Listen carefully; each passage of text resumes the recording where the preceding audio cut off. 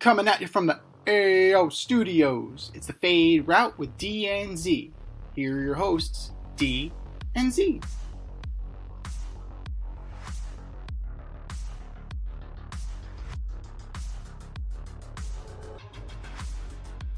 Powered by Riverside FM.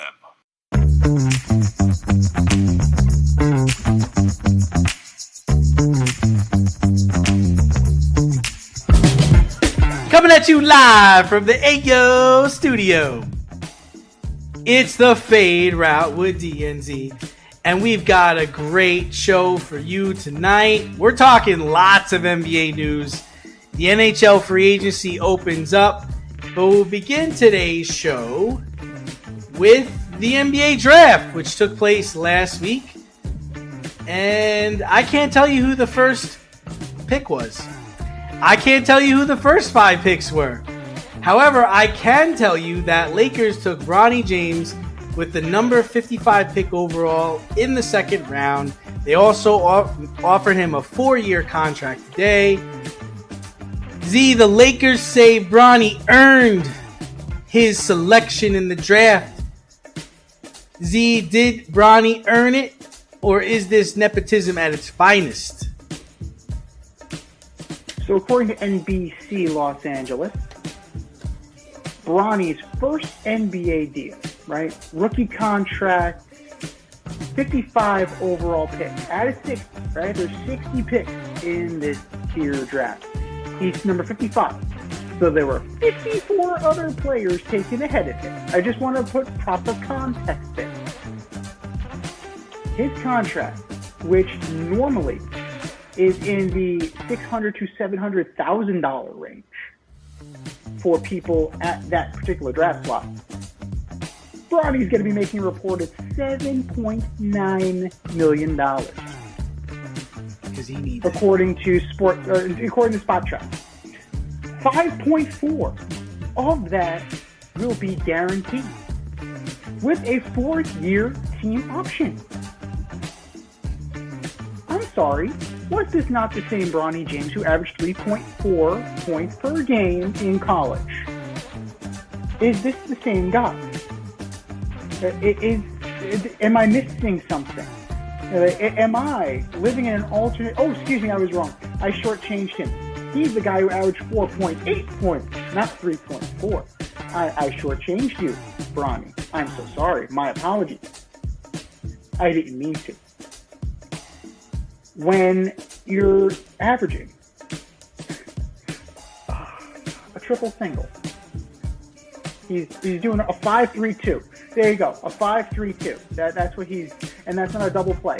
Those are his stat lines. Point, complete, and clutch is everything in life.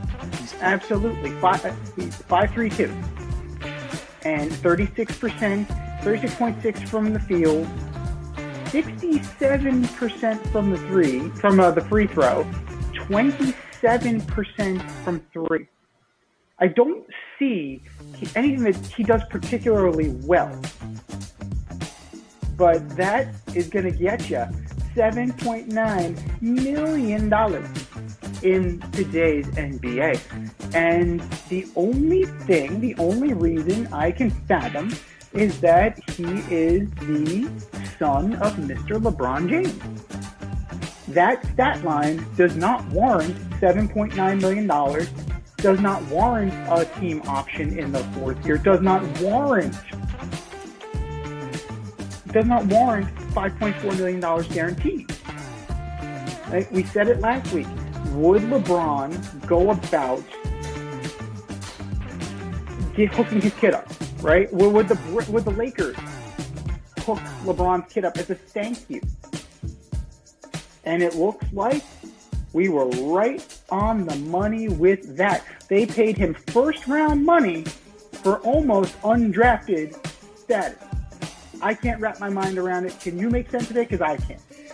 All right, so, I've gone back and forth with this thing since the draft. I have to admit, in the beginning, I was very angry. And I was saying, this is going to forever be... I was like, the Lakers will never win another title. This is going to be the curse of Bronny James because of what LeBron James did here. And then I thought about it a little bit more, and I was like, okay, well, when I was in high school and I got to college, my mother got me my first job. Now, granted, it wasn't playing point guard in the NBA, but it was working at her nursing home because she worked as a finance director for the nursing home. Now, if I applied for the position, could I have gotten it myself? Probably, but she helped me get my first job, right? And in this situation, the only defense I could come up with is that Bronny James always wanted to play in the NBA. His dad plays in the NBA. He wants to play in the NBA. Okay. Bronny's now going to go on some workouts because, that's what people coming into the draft do. And it's clear that Bronny is not an NBA caliber player. And it's clear that nobody is going to draft Bronny James. So, what do? This is what we do. The Lakers draft him so he could play with his dad. His dad has a 2-year deal. Bronny has a 4-year deal, but he's likely not going to play past that. And what's really going to happen here is that he's not going to play. He's going to get DNPs. And that's going to be the story. And I'm not as mad about it as I was before. The only thing I'll say is, this is the only gripe I have. He didn't have to be drafted. He could have went undrafted and then signed a contract to play with the Lakers. That's my only beef in this matter. It's like you took a draft spot away from a guy who might have been able to contribute more than you could. Somebody who averaged more than a triple single in college. The Lakers could have drafted that player, and then Bronny would have went undrafted, which is fine, and then you could have signed a deal to be on the Lakers. And I don't see the problem in that. The other part that I am grappling with is, Bronny, are you that bad that you didn't think that if I stayed in college, I could have got better? Or if I went overseas like his agent threatened, said if any other team tried to draft him, he was going to go play in Australia? You're telling me that if you went overseas, you wouldn't have gotten better? Are you really just punting on your basketball career just so you can play with your dad? That's the only question I have in this. But I'm not mad about it anymore. I kind of get it. But I think there was a better way to go about it. I agree. If you look at this roster, and they're going to improve it, right? Like, this is what they're going to do. They drafted Dalton Connect, right? We were very happy with his performance. We were linking him to the Spurs. We like Dalton Connect as a player. The Lakers do too. But you bring him in, you still have Austin Reeves, you still have Cam Reddish, D'Lo is still there. You have Hashimura, you have your guys. Yeah, there's no playing time for him. So he's going to fill out the G League roster. So $5.4 million, guaranteed $7.9 million. That's for a G League player. It just doesn't compute, man. It just doesn't. And maybe ultimately that becomes LeBron's money anyway. And maybe that's what that's about. But, in the second round, recently you've been able to find gems, but traditionally you don't. Traditionally, there's a less than 3% chance that these players actually amount to anything. So did you really miss on anything? No. Is it ceremonial? Sure. Is it historical? Yes. I'm not overly mad about it. I just think that there are players that earned the chance to get drafted. And I don't think Bronny earned his chance to get drafted by the Lakers. I think he certainly earned a spot on the team, a workout to see where that would land.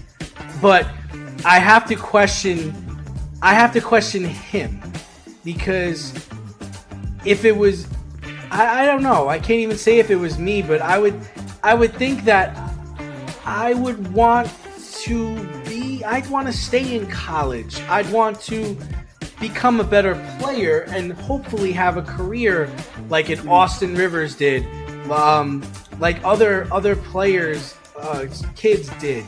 Like I would have had a better shot. And now forever being linked to my dad got me drafted. I'm playing because my dad's on the team. Like, you know, and how's that gonna work in the locker room? How's that dynamic gonna work? You know, this is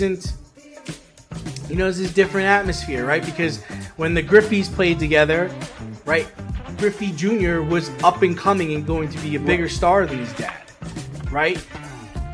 So Barry Bonds came in, he was going to be better than his dad. This is not that situation. I would argue that Austin Rivers is a better basketball player than Doc Rivers, and I don't like either of them.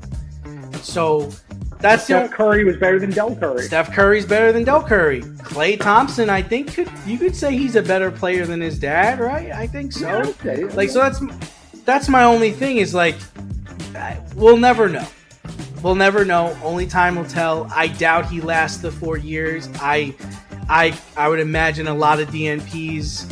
And I think it's going to be tough because I think a lot of players are going to give him a hard time when he does play. Now, also, he is becoming a media he's becoming a media lightning rod, too, because you have guys like Stephen A. Smith and you have guys like William J. Williams on TV talking about how this is good for the NBA. Like, this is how you, like, breed somehow, like, generational, like, success. You know, because we see it in other facets of society, and now this is good. Now, of course, there are like racial connotations to everything and the idea of nepotism. And you have other people arguing that from a talent standpoint, it's not a good thing, right? So you have a pretty divided line here, and everything is very clearly drawn in the sand. And I don't know if that's necessarily what Bronny signed up for. I don't know if this is exactly what he was hoping to do. I'm hoping I'd like to think he was just signing on to play basketball, not being like the poster child for nepotism, whether it's a good or a bad thing. But like, I gotta say, like, I'm not with Stephen A. Smith on it. If he was that good, he would have made it. And you know what? It's hard to say that if Bronny bet on himself, he'd get a better contract than what he got, because he probably got a better contract than Dalton Knecht, who was taken 17th in the first round. So, yeah. So, like I said, the only defense I have, and we'll never know, is that he really took the temperature on himself. He took the temperature on his game. It was like, all right, I couldn't play at USC. I'm averaging triple single. I am not going to be I am not going to be an elite college basketball player. I am not going to make it in the NBA, and I'm not going to get drafted in the NBA. But what I would like to do is I would like to play with my dad for 2 years. Mm-hmm. If that's what this is about, I can't get mad at that. I can't. But if you thought this was a segue so that you can have a prominent career in the NBA or become a better basketball player, dude, you missed it. But one of the teams feeling good after the draft, and I know you're feeling good, were the New York Knicks, who were able to successfully trade for Mikal Bridges. But they failed to keep Isaiah Hartenstein, who is going to go to the loaded Thunder for almost $30 million a year. Should the Knicks feel optimistic, or do they suddenly have a big man problem? They can feel optimistic, and they can feel like they have a big man problem. It's not something that's mutually exclusive. When you're looking at Isaiah Hartenstein, is he a $30 million a year player? I give him kudos to him. But another guy averaged a triple single last year. 7.8 points, 8.3 rebounds, 2.5 assists. Yes, he brought toughness. Yes, he brought rebounds. Yes, he brought size and grit, right? But career, 6 points, 5.6 rebounds, 1.7 assists. The numbers don't lie, right? So is that, in your opinion, is that a $30 million a year player? Yes, the market dictates what the market dictates. But if you're the GM, if you're the GM of the Knicks, are you paying Isaiah Hartenstein for that body of work? $30 million a year? Well, to be honest with you, to the Knicks' defense, I don't think they could. I think there was some clauses or some NBA rules that wouldn't allow them to pay him as much as the Thunder did. But if you're asking me if I think Isaiah Hartenstein is worth $30 million, yeah. Did you see the contract that Isaiah quickly signed? Emmanuel Quickly, yeah. Did you see that contract? Quickly, yeah. Did you see the contract that OG Anunoby signed? Yeah. I think Hardenstein's better than both those guys. And I think the Thunder are fucking loaded. I think it was a great move by Presti. Their team is going to be a fucking problem next year. A problem. You could pencil them in for the Western Conference Finals. You hope so, because otherwise they're going to get smacked down by the Wolves again, because the Wolves have 2. Remember, the Wolves have 2. They're going to have Chet Holmgren and Hardenstein at their 4 and 5. Mm-hmm. And you're going to imagine Shai Gilgeous-Alexander's going to be better. I would assume that, other players step up. They're going to be really good. You hope so. You absolutely hope so. Now, they're taking the right steps. $30 million for a center that's averaging a triple single. That's a little rich for my blood. What else is It's his presence, though, Z. It's his presence, though, Z. Think about what he did when Mitch Robinson went down and how effective he was for the Knicks. Think about that. He really made a difference. He really took steps in the right directions. Look at him as a defender. Forget about the scoring, which he does pretty well, but his presence in the middle, he wasn't soft. He gave Embiid a problem. He gave everybody he played against a problem. This team in general is still not soft. They're softer, but they are not soft by any means. This means more time in the paint. There's more time for Precious Achiuwa. Hopefully you have Mitchell Robinson. Mitchell Robinson is a problem from the standpoint of health. If you can get Mitchell Robinson on the court, then fine. Isaiah Hartenstein, you can kind of let that go, right? You pair Mitchell Robinson and Jericho Sims, you can kind of build him in the aggregate. Now, right. That's the problem, though. It's the health of Mitchell Robinson. You're banking on the fact that this dude is going to stay healthy, and that's a big gamble. That's a major gamble for the Knicks. The other major gamble that the Knicks did, now Mikal Bridges is a given. He's a 3-and-D guy. He's one of the better 3-and-D guys in the league. Would you argue that? I would say he's one of the better 3-and-D players. They gave... finish your point, and I'll talk about Mikal Bridges separately. He's not worth 5 first-round picks, an unprotected pick swap, and a second-round pick. Nobody is. Jesus Christ is not worth 4 unprotected first-round picks, another top 4 protected, an unprotected pick swap, and a second round. That's very rich. You're mortgaging your future. Now, that being said, it is every other year. So next year, you keep 26. You lose 27. The swap is in 28. You lose 29. You keep 30. So every other year, you're keeping your first-round pick. That's the one saving grace of this trade. Because if you did 4 in a row, not completely not. The one saving grace is that you were able to do that. And you kept OG Anunoby, who is a good defensive player. You kept your identity together. You have this group of Villanova cats. And I think that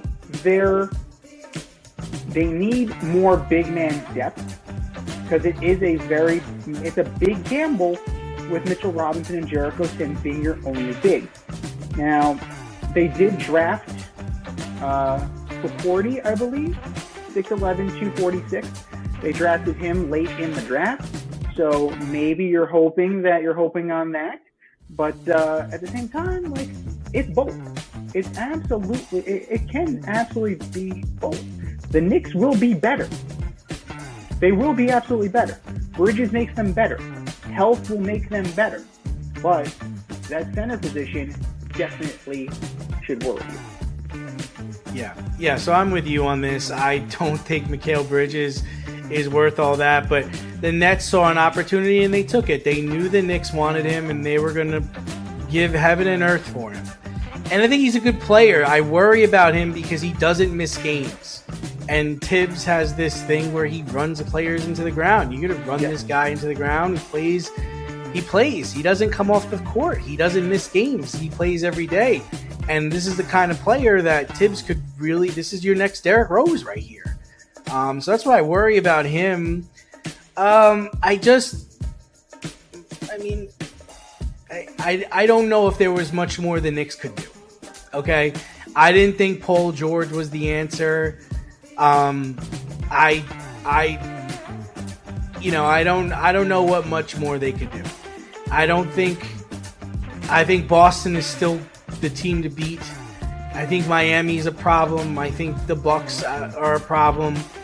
I'm not too much worried about the Sixers because they didn't, just because they got Paul George and they signed Maxey and they have Embiid. Embiid is not healthy. He's going to always be hurt. And I worry about the Pacers. I think the Pacers are coming. Yeah. I think the Pacers are coming. So it's whatever. It's whatever. I think that losing Isaiah Hartenstein is a kick in the stomach just because he's a good player. I think he's going to the Thunder and he makes them better. I don't think the Knicks got tremendously better. Did they get better? They got better because they were able to bring back OG, and they did get Bridges, who's a fine player. But the net, I don't know if it's that much higher. That's all. Now, this team will be in contention. Like maybe. Yeah, sure. Well, every team is. If fucking 6 teams make it, and there's a playoff with 7 through 10. So yeah, they'll make it. But they're not that far of a drop off. This doesn't drop them from 2 to 9. No. This may keep them at 2 or drop them to 4. I would say. Yes. I could agree with that. Yeah. And sure. And come trade deadline, come trade time, they'll be targeting center, right? And who knows who will be available. So there may be somebody who's better, more fiscally responsible than Isaiah Hartenstein. I didn't think they were going to become a number 1 overnight either. I mean, Boston has all their guys locked up for the next 3 years. So and they just won a championship and they crushed everybody. So you're not going to get over that hump. I just think there are other teams that are coming. They're absolutely coming. But the Knicks did not lose. They're not losing ground. And Precious Achiuwa is a free agent, so they could possibly re-up him too. He gives them height. I mean, he's still going to be in there. They're all in that 6'9" to 7 feet tall. You can't teach height at the end of the day. So there are plenty of guys that they can find on the free agent market, possibly maybe take a veteran mid-level exception, and then even if you want to add a guy like Bismack Biyombo, right? They signed a Knicks, you sign the Thunder. You bring in a guy 31 years old, 13-year veteran. He brings you that veteran presence in addition to the game that he puts forth. So, it's far from over. For all you grill masters, green thumbers, DIY aficionados, and home repair heroes in the Richmond, Virginia area, if you're looking for personal service quality products and a convenient shopping experience, then look no farther than Thacker Ace Hardware in Colonial Heights. Owner Don Rackley and his team of local experts have everything you need to tackle every project around the house. I'm talking Benjamin Moore paint, Milwaukee and Craftsman power tools, plumbing, electric, hardware, the works. For you green thumbers, their nursery department is top notch, and I wouldn't be me if I didn't mention the grills. They have Weber, Blackstone, Big Green Egg, Traeger. I want one of everything. Give them a call today at 804-766-4223 and see how they can assist you. Or swing by 27 Dunlop Village in Colonial Heights. That's Thacker Ace Hardware, 804-766-4223, or swing by 27 Dunlop Village in Colonial Heights. Thacker Ace is the place with the helpful hardware folks. And speaking of far from over, NBA free agency has really just begun. But two notable superstars are on the move already. Klay Thompson is heading to Dallas after a sign-in trade, a three-team sign-in trade involving the Hornets and the Warriors, and Paul George is headed to the Sixers. Do either of these make sense to you, and which is a better fit? Jeez. I'm happy for Klay. I love his game. I think he's a tremendous shooter. I'm a Klay Thompson fan. I'm happy to see that he left Golden State. I'm happy to see that he didn't listen to his dad and go to the Lakers. He knows a sinking ship when he sees one. Wonder how much Bronny played into him saying, I'm not going there. I like him going to the Mavericks. I think that's a good fit for him. I think he's going to be taking a lot of shots that the Mavericks missed in the NBA Finals. So he's going to get his opportunity. The question I have is can he get back to being 2016 or 2017 Klay, knowing that all he has to do is shoot? If Klay could shoot 38, 37% from three, man, the Mavericks are going to be very good. Now, when it comes to Paul George, I mean, it's not... Daryl Morey, I always felt, was ahead of the curve. But it seems like he's just chasing the old Big Three scam or Big Three dream. Like, Harden didn't win with Embiid and Maxey. What makes you think Paul George is going to win with Embiid and Maxey? Paul George didn't win in Indiana. Paul George didn't win with the Thunder. Paul George didn't win with the Clippers. So what really makes you think that bringing him to Philadelphia at 34 years old is gonna make this team a champion? I mean, and the thing about it is there was nowhere else for Paul George to go. So I don't even know who you were competing with money-wise. Oh, and I forgot. At one time, the Sixers had Jimmy Butler. So I don't get it. I don't get why people fall in love with Paul George. PG-13, playoff P. His best years are behind him. Paul George is a tantalizing player just because he puts up points. That's really the appeal of a guy like Paul George. He puts up a lot of points. That's great. He averages 20.8, 6.3, and 3.7 for his career. Last year, he averaged 22.6 for the Clippers. You figure like that will stay the same, just from the standpoint that he's going to a team where he is the second or third option, right? Because Embiid is still your one, Maxey is most likely your number two, and that leaves you Paul George. So he's going to put up buckets. It's everything else that you were concerned about. It's everything else that comes with Paul George. The giving of a nickname and then disappearing. Giving himself that nickname and then disappearing in the playoffs. So it's a nice joke. It's a great little joke there by Paul George. When you need him most, he ain't there. So I really don't know what the standpoint of Daryl Morey is. Yeah, you need a third guy. I would argue that he's not the right third guy. Yeah. Right? Like, you had Harden, he wasn't the right third guy. I think the third guy that was right for this mix is actually come and gone from Philly. You mentioned that Jimmy Butler was there already. Jimmy Butler would be perfect. He has grit. He has tenacity. He does the things that Embiid doesn't want to do, and Tyrese Maxey is not capable of doing yet. So I think that Jimmy Butler would have been a fine addition now, not a few years ago. Even Harden. I'd rather have Harden than Paul George. I mean, Harden's a tough case because we've seen the best and the worst of James Harden. Yeah, I mean, in the playoffs, James Harden is better than Paul George, but I mean, that's such a low bar.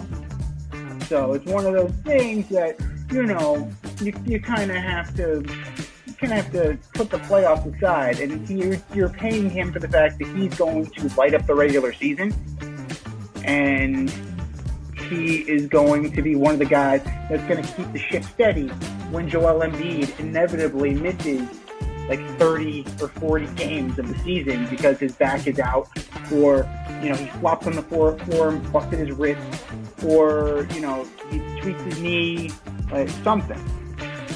The Klay Thompson thing is very interesting. I find the Klay Thompson thing more interesting from the standpoint that it's a veteran shooter to a team with a good shooter already. Like, he's going to take the pressure off of Luka. He's going to take the pressure off of Kyrie. But does that take them up there with the Thunder? Does that take them up there with the Wolves? Does that take them up there with the Nuggets?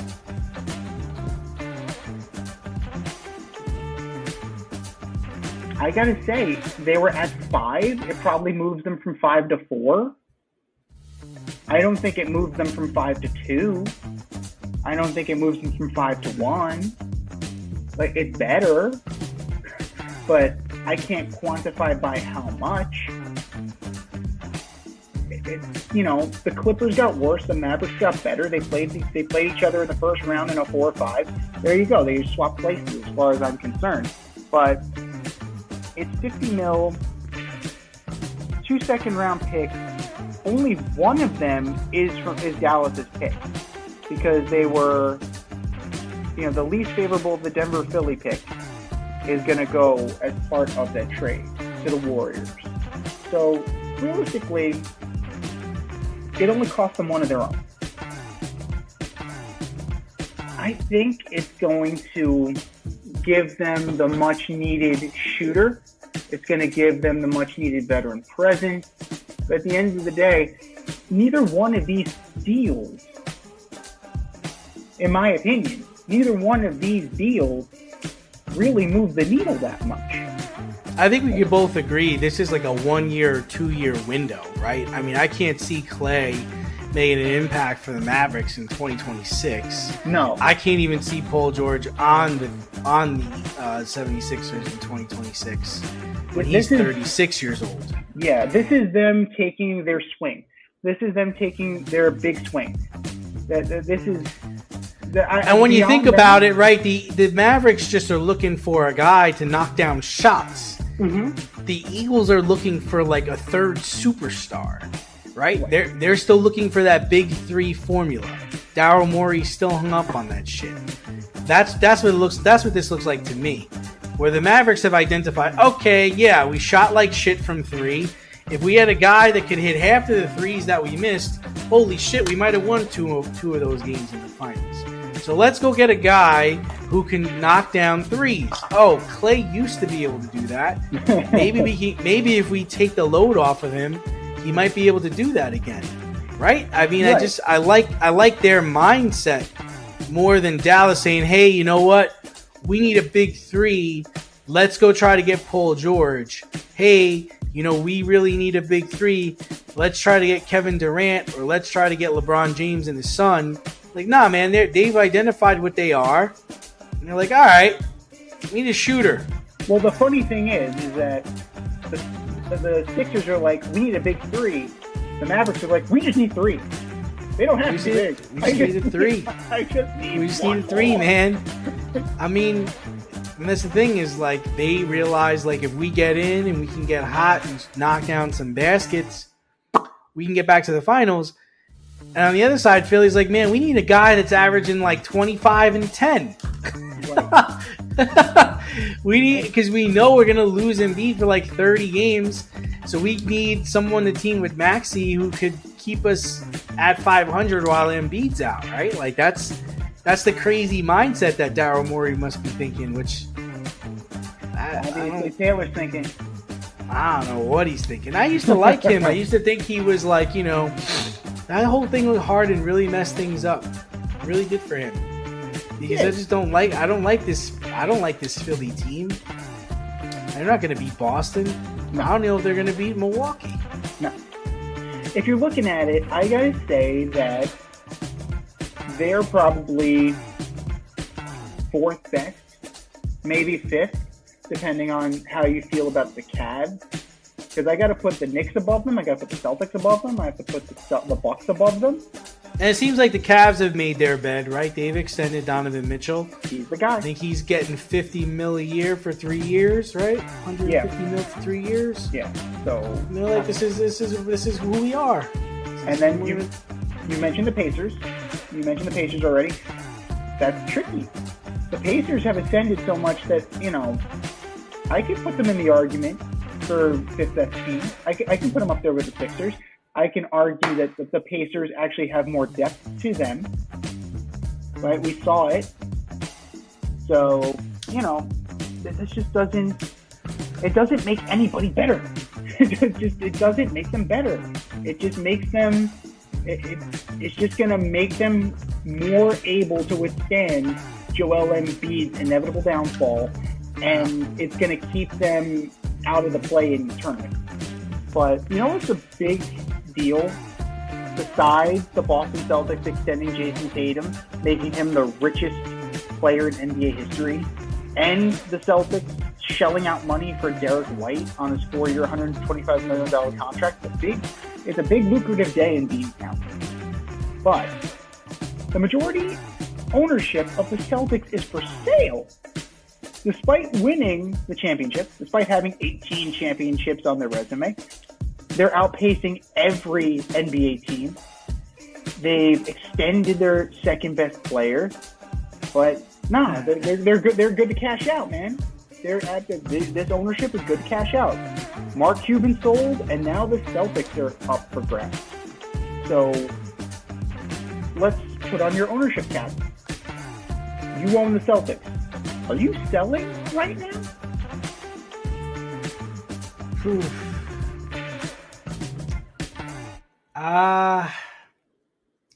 If I'm looking for a big return on my investment, if I'm done going to basketball games and traveling on the road to basketball games, if I'm looking into the next venture, I got my ring. The window is still open for this team, so it could be appetizing to someone who's trying to get into the NBA. I think I'm good. I think... See, there's a lot of questions to be answered, Z, because the new TV deal, I think, is 2 or 3 years away. Mm-hmm. And that's really going to shape the future of the NBA with streaming and everything. And I don't know how these owners feel about gambling. I mean, look at the contracts that are being signed, Z. Emmanuel Quickly? Really? Yeah. OG Anunoby? Really? Like, these are the contracts we're handing out. These guys are bench players, role players, not superstars. That's a lot. Dallas Cowboys, I think, were purchased for like $150 million back in 1989, whenever it was. So I think, and you think about Mark Cuban. Mark Cuban's out. Mark Cuban's out. So when Mark Cuban jumps out, that's gotta raise a flag to say, why is Mark Cuban getting out now? This was the guy that, essentially streamed the first thing ever on the internet. I mean, he's a smart guy. He's savvy, big-time businessman. He's getting out. I don't know. I think there's something to be said. I think there's a lot of concern with the direction that sports are going when it comes to gambling, when it comes to these contracts. I mean, you're really just not going to be able to keep teams together for a long period of time. I mean, look at the money that was shelled out for Jason Tatum. Jason Tatum signed the richest contract in NBA history. I like Jason Tatum. Is he worth the richest contract? I don't think so. In short, At one time, Aaron Rodgers signed the most lucrative contract for a quarterback. He didn't have as many Super Bowls as Tom Brady, Ben Roethlisberger, or Peyton Manning, but I could understand it, right? You could understand. I mean, it's Aaron Rodgers. He can make every throw. He keeps us in every game. I kind of get it. But this one, no, man, I don't see it. And we don't also know what direction the NBA is going. The NBA is in need of a new superstar, right? right. LeBron's going to be leaving. Kevin Durant's older. Steph Curry's older. Wembanyama, we don't know what he's going to be. Is he going to be the next guy? There's a lot of question marks. Hell of a lot of pressure to put on a 20-year-old. There's a lot of question marks, but you're the Boston Celtics. You just won a championship. Your 18th title. You've got all your guys locked up for the next 3 years. Windows open. Fuck yeah, the team's going on the market. I don't blame you. And Wick Gruzbeck, that's the owner, he feels the same way. He just got his appraisal from Forbes. $4.7 billion. That's the appraisal of the Boston Celtics by Forbes. Are you going to turn down $4.7 billion? Not I. Not me. No, sir. Absolutely not. Especially since I got my ring. I got my ring. Right. I got it.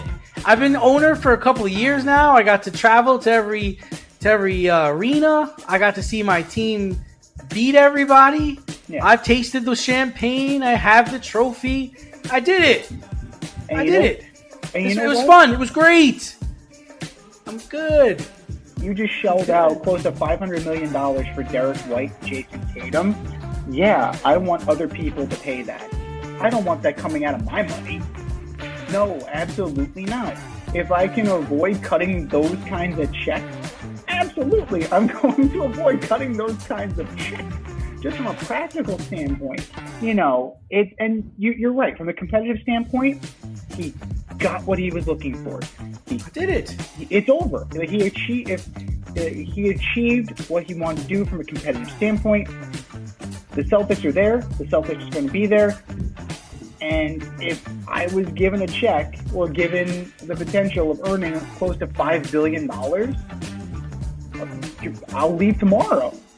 Like I'll turn over the keys right now. And that's the other thing is maybe he's also a realist like me and says, man, we fucking won this year because Embiid was hurt, Antetokounmpo was hurt, the Knicks were hurt.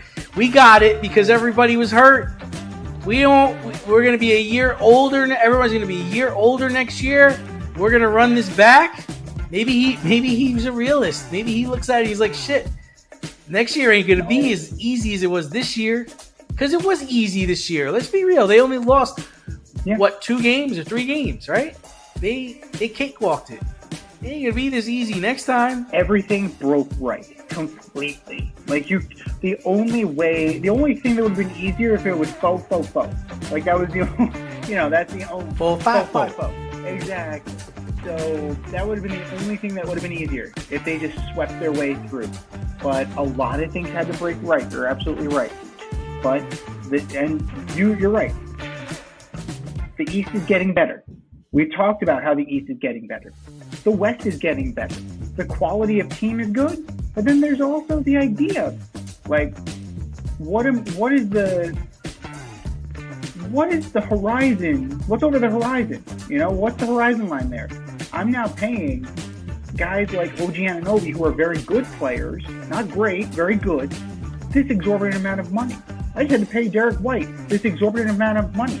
Bronny James just got paid $7.9 million. Like, fuck. I had to pay my second round draft pick that I probably could have gotten for like a ham sandwich. I gotta pay him like $20 million. Like, come the fuck out. He could have paid me. Exactly. He could have paid me to come play here. Exactly. We probably have one good knee between the two of us to sign that contract. We're good. But I mean, in a heartbeat, sell that team. You get a check for $4.7 billion or more, you sell that team in a heartbeat, and you go, give me lifetime tickets or give me a lifetime box, and I'll go, I'll wave my little hand, I'll shake some hands, I'll doff my cap, I'll come to every home game. That's it. I'll happily do that. I'll smile my little smile and then move on. But, the sports landscape in terms of finances is changing. And we're seeing that in college, right? That's going to trickle up. I mean, we know that's going to bubble up. We've already seen it kind of bubble up to the pros. It's only going to get worse. The financial bubble eventually is going to burst. And I don't want to be there if I was Gruzbeck. Eventually, this is going to be so untenable that it's not going to be able to move forward. And that's just being fiscally responsible. But enjoy the run while you can. Try and run it back. And at the same time, field those offers and look at them. Go for it. Why not? When owning a home, it's important to have heating and cooling professional available when things go wrong. Air Care Technicians is a veteran-owned HVAC company servicing the Westchester area. They are licensed to service, repair, maintenance, and replace all HVAC units. If your unit is not running properly or you would like to improve the air quality in your home, contact Air Care Technicians for a free quote. They offer same-day and emergency services for all of your needs. You can reach them at 914-315-1547. Air Care Technicians, 914-315-1547.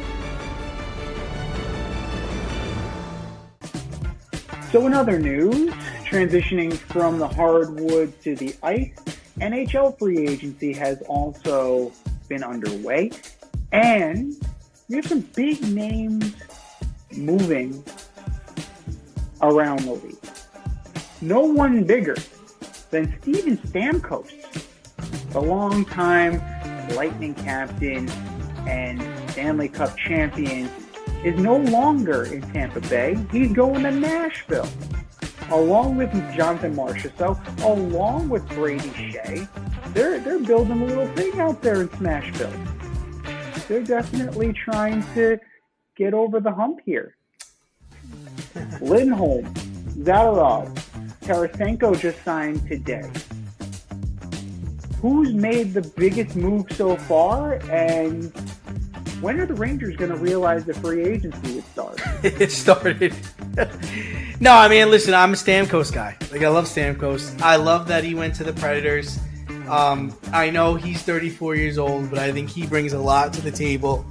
I think he's going to make an impact there. And I like what the Lightning did, getting Jake Ensel. 29 years old. Are you kidding me? This is a no-brainer for them. They really picked up after Stamkos left. And there's one more.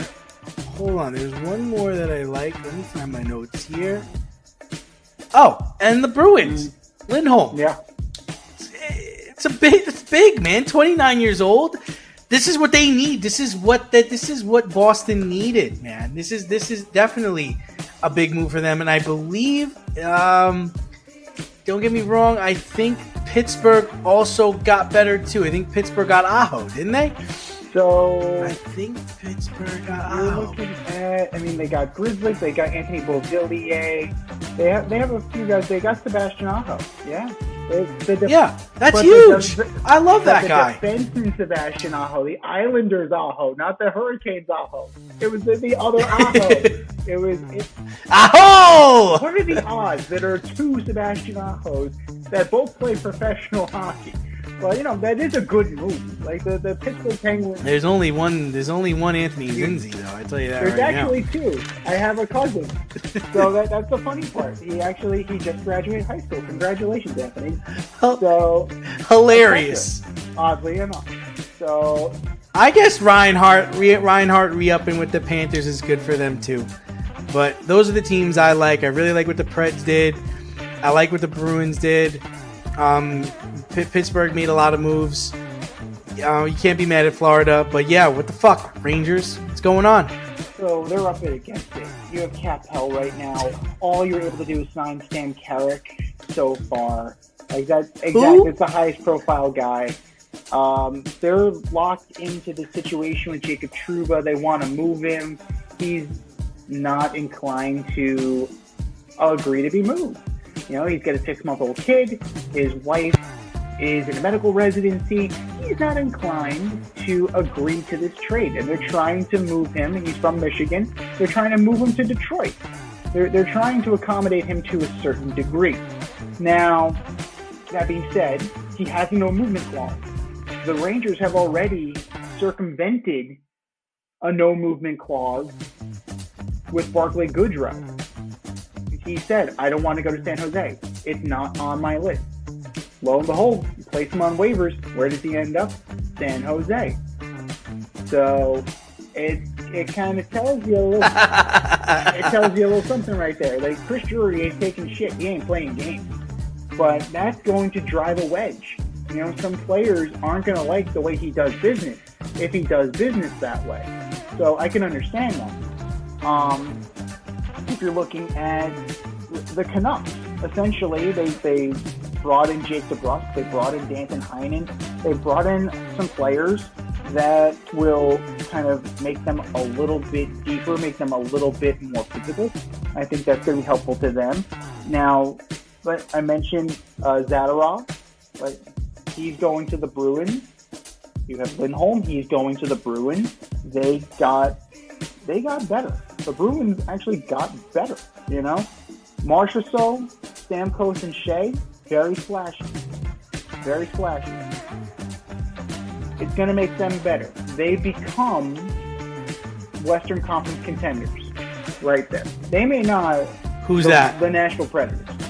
Nashville... oh, yeah, for sure, for sure. Now, the team that is kind of interesting is that you're starting to bring back a lot of their players, and that's the Edmonton Oilers, right? Connor Brown's coming back. Victor Arvidsson signed. That's a new wrinkle to the team, going to bring them a little bit of depth. But Terry's back. You know, Henrique is back. Janmark is back. They're really like running it back with this group. They added Jeff Skinner, so now they have 2 Skinners. That's good for you. 2 Skinners is better than 1, I suppose. It will make them deeper. And another team that I really like what the Red Wings are doing. You bring in Vlad Tarasenko on a 2-year deal. Didn't they bring back what's-his-face, They brought back too? Patrick Kane. So basically, they reunited with all the ex-Rangers. So when the Rangers couldn't get it done, they brought in, you know, they brought in Tyler Mott. They brought in Vlad Tarasenko. They signed Cam Talbot to a 2-year contract. He had an up and down season last year. They're banking on the fact that he's going to be, you know, better than he was. And they signed Eric Gustafsson. They took Eric Gustafsson off the Rangers' hands. So when there's a critical penalty later in the game that needs to be made, they have a guy in Eric Gustafsson who will just go a little bit too far. I'm kidding, Eric. I'm kidding. You what kind of stupid play is that? But, you know, there's plenty to go around here. Like Jonathan Drouin re-up. A lot of teams are re-upping their guys. So it's very interesting to see. But the biggest splash with Nashville, it's just, you can't argue it doesn't make them better. Like you add Steven Stamkos, you got better. You add Jonathan Marchessault, yeah, you got better. 100%. Now, can they challenge Edmonton? In terms of firepower, I think you can now. I'm not afraid of Edmonton. Who's afraid of Edmonton, honestly? Who's really afraid I of don't know. I can't say that anybody is. In the West, Dallas is still the tip top, right? They're still top of the league. And they brought back Matt Duchene. They're sticking with him. Like you have Matt Dumba going there. You have some quality players there, and you're only gonna get better. So You have Dallas. You have Colorado's not going anywhere. The West is going to be very interesting. Chicago made some really good moves, bringing in Patrick Maroon, bringing in Alec Martinez, bringing in Bertuzzi, Teravainen.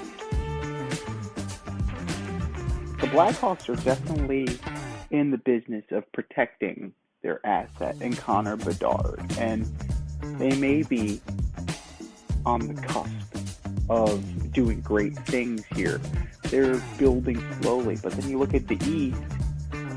I like the Anthony Duclair signing from the Islanders. I think that that's a good move. They needed more grit and firepower, and the Duke definitely provides that. But I'm disappointed in what the Rangers are doing or not doing. Right? Casey Fitzgerald, Sam Carrick, it's just not moving the needle. You know, the Devils are making moves. The Islanders are making moves.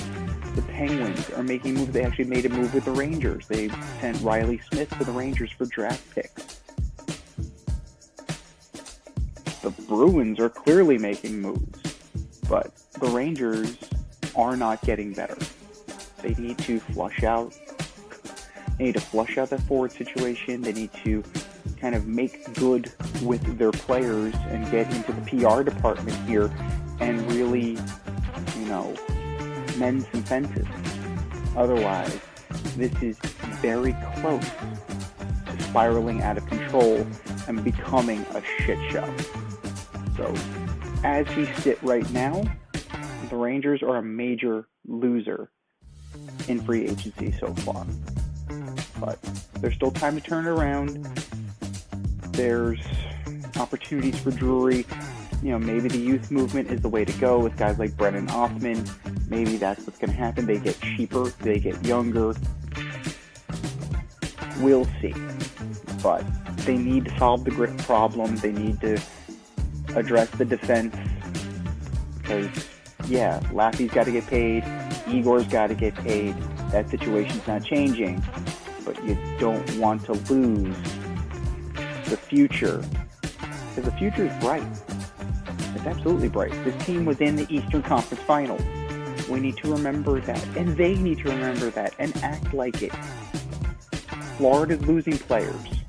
You have a chance to gain ground, and you're not doing it. You're just not doing it. Wake up and make some moves.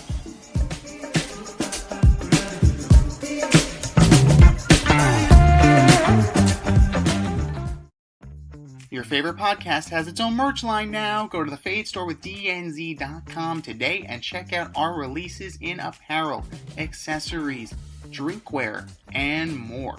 Ever wanted an Alleged Superstar t-shirt? We got those. You want some yoga pants? We got those too. And we're not done yet. We have a lot of exciting collaborations and new products on the way. But check out what we have now at the Fade Store with DNZ.com.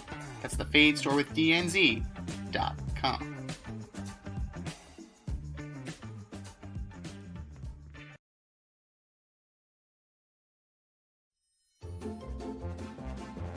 Who's the best of the worst this week in sports?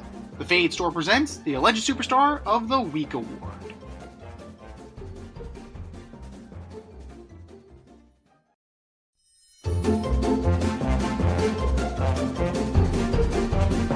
Alright, boys and girls, you know what time it is. It's time for your Alleged Superstar of the Week. You know how it goes. We put up a poll on our X account at FadeRouteDNZ and our Instagram poll at FadeRoute Podcast. And you vote, and you vote, and you vote, and you vote. And the winner of said vote gets a shout out on this here show and takes home the coveted ass trophy. And do you know who took home the coveted ass trophy last week, Dick? I don't. Narrowly. Edwin Diaz. Narrowly. So he just beat out Jesse Winkler. Oh, wow. I can't believe Jesse Winkler got beat out. That's nuts. So Sticky Stuff narrowly beating it. I'm going to beat the shit out of a 56-year-old man. That's crazy. 56 or 66? I thought he was 66. Yeah, doesn't make it any better. I'm going to kick your fucking ass. Sticky Stuff, Sticky Stuff beat out, I'm going to kick your fucking ass. But That was last week. This is this week. Who are your nominees? D. Oh, first off, I got Chris Paul. After 58 games with the Warriors, they have seen enough of your garbage, as they are not bringing you back, and you've signed a deal with the Spurs.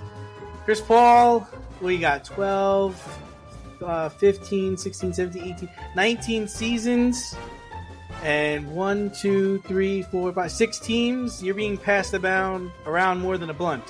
Chris Paul, you are my alleged superstar of the week. Number 2, the New York Rangers, totally whiffing in free agency, which started earlier this week.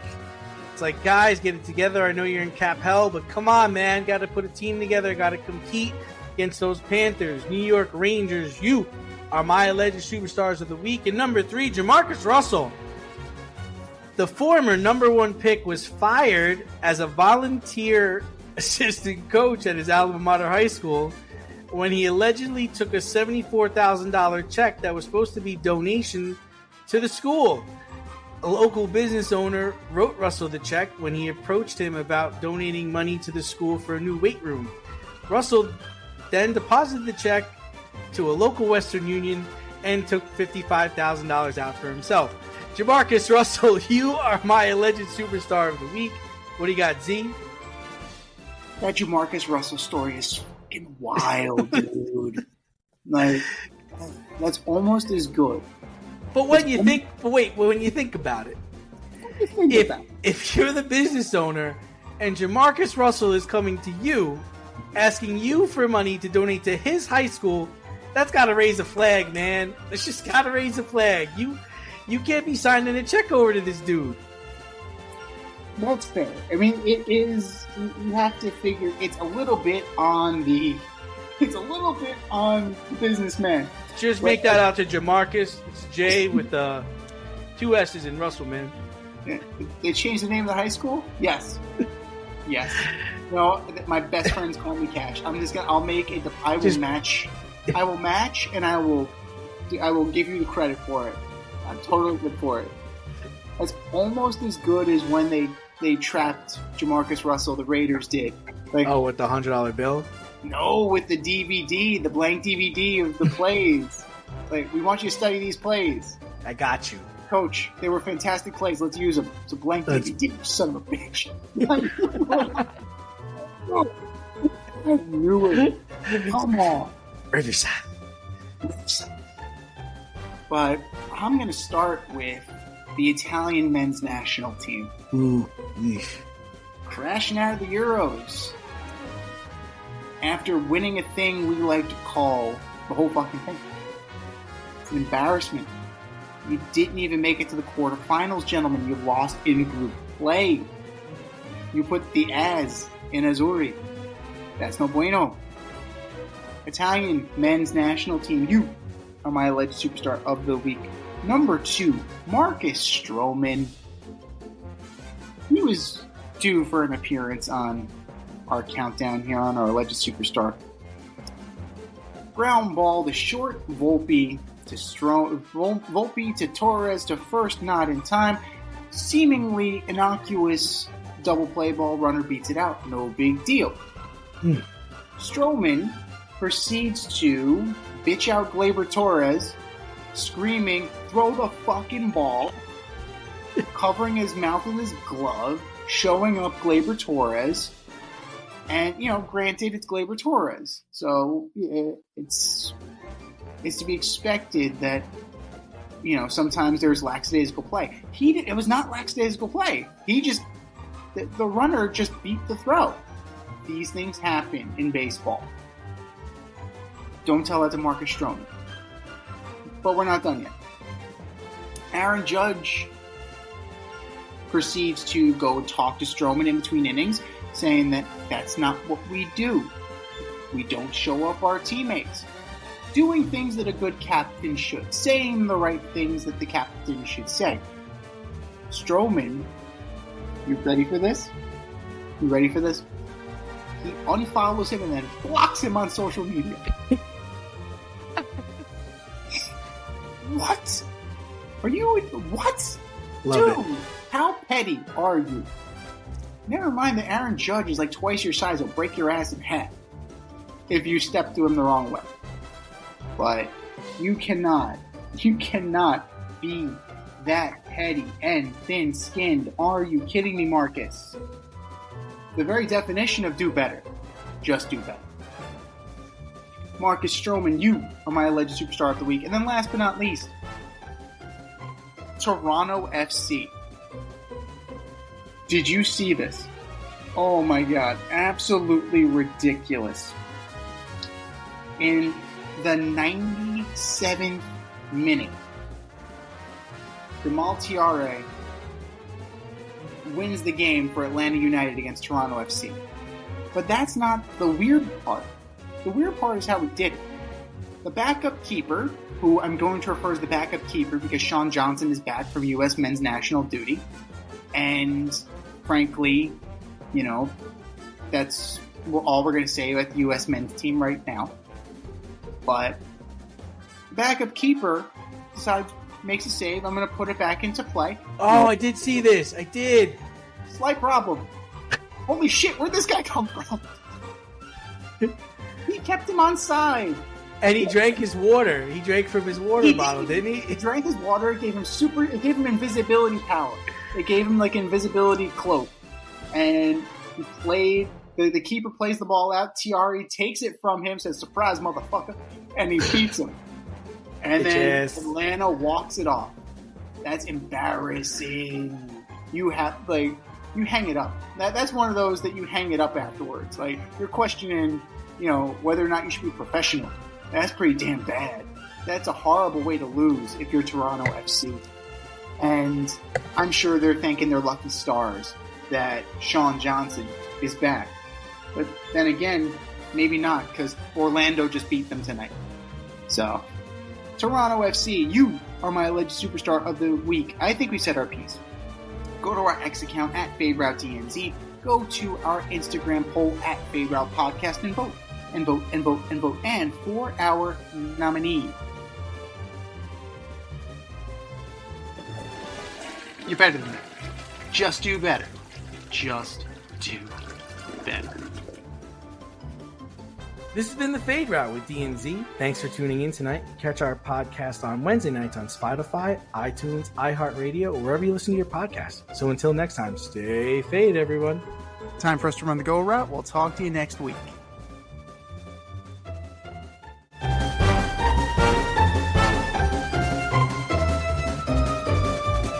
Thanks for listening to this episode of our podcast. If you liked what you heard and you want to hear more, be sure to like and subscribe on your favorite podcast platform. Leave us a review, rate us 5 stars, turn on subscription notifications, and share on social media. Tell your friends and spread the word.